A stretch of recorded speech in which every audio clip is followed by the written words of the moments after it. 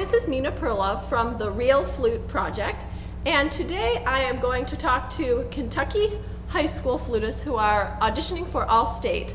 And this year the audition music doesn't have a title or a composer's name, unfortunately, but it is called the Real Flute Etude. So what I'd like to do is just go through and give you some pointers for how you can practice this and get ready for your audition.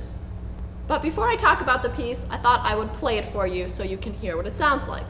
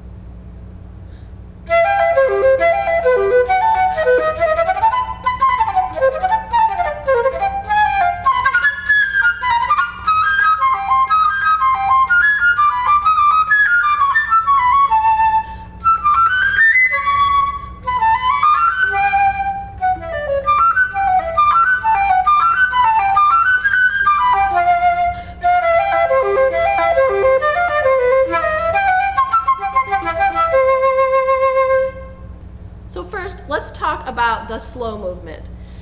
And obviously, it's adagio molto espressivo, so you have to play with a lot of personal expression.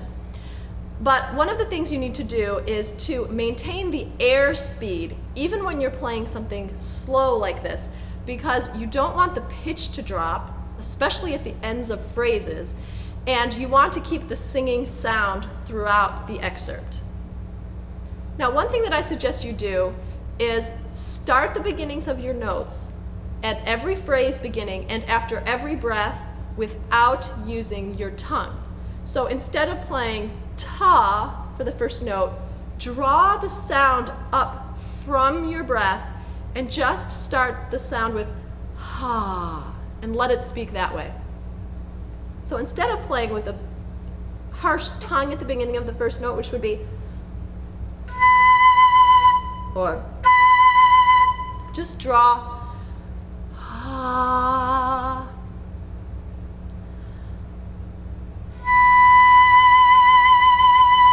It's much warmer, it's much more expressive, and it's much more elegant. Then, when you get to subsequent phrases, after you take a breath, always come in again without a tongue attack. So in measure 1, 2, 3, after the G sharp where you can breathe, come in on that E without a tongue. So it would sound like this.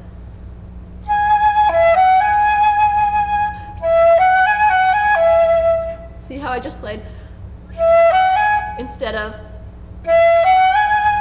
It will give your performance much more elegance and a sense of maturity, sophistication, and refinement.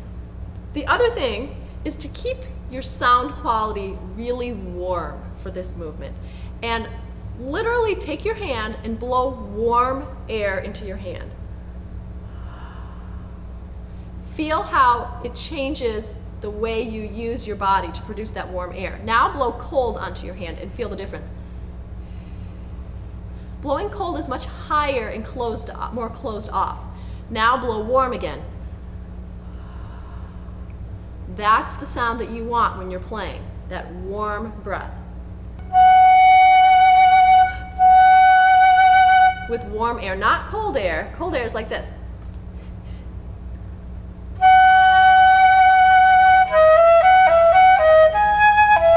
But warm air. Now make sure you're counting the rhythm very accurately.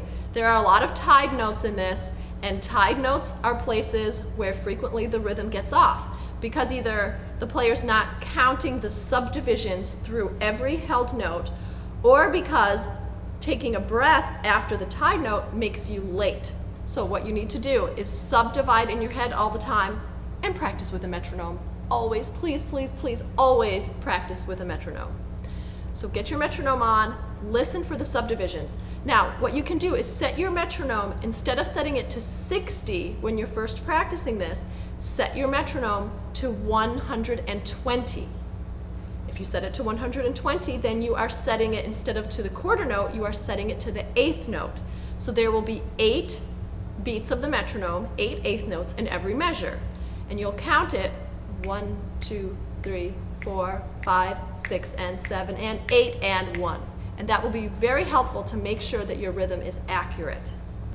Now, I mentioned not being late after the breaths. This is very important. Frequently, when we're playing slow music, the tendency is to want to take a nice big breath, but if you don't allow time for your breath by cutting short the last note that you just played a tiny bit, you're going to be late coming in after the breath. Now, that brings me to the idea of where can you breathe and how often can you breathe. I am of the philosophy that it's not necessary to try to go all 4 bars or all 8 bars without a breath. I actually think it's better to breathe where you need to breathe in the phrase so that you don't lose the sound control and you don't go flat, because there's nothing worse than somebody who says, well, I made it all the way to the end of the phrase without taking a breath. Yeah, but you were horribly flat for the last 2 measures.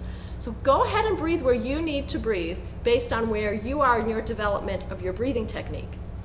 But when you breathe, and this is the important part, when you breathe, it must be in tempo. You can't make a measure of 4/4 into a measure of 5/4 just because you need an extra beat to breathe. No, you have to take that breath in tempo. And you have to take that breath artfully, which means without a big gas, without making a bad cutoff on the note right before the breath, or an inelegant entrance after the breath. So do your breaths where you need to, but do them in tempo, in keeping in the rhythm, and do them artfully. Now, there are several places here where you can breathe if you need to. So maybe what I'll do now is go through and play it and tell you where some of the possible breaths are. If you don't need all of these breaths, then you don't have to take them. But I'm showing you some places where you can if you need to.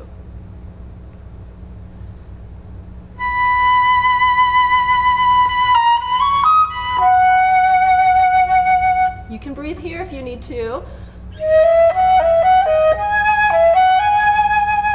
Here's another place you can breathe. Breathe here. If you need to breathe there, you can.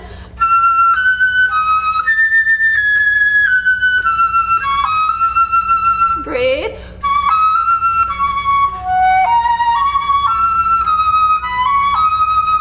Breathe.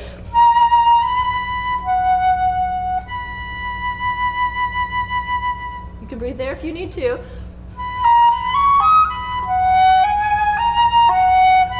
Breathe. Breathe.